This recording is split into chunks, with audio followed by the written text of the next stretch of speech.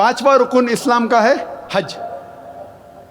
हर बालिग इंसान जो हैसियत रखता है उसे हज कम से कम ज़िंदगी में एक बार करना चाहिए।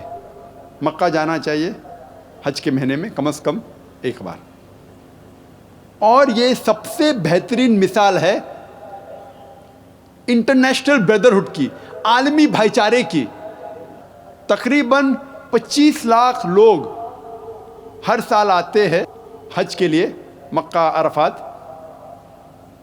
दिगर ममालिक से, अमेरिका से, इंग्लैंड से, इंडिया से, पाकिस्तान से, इंडोनेशिया से, मलेशिया से।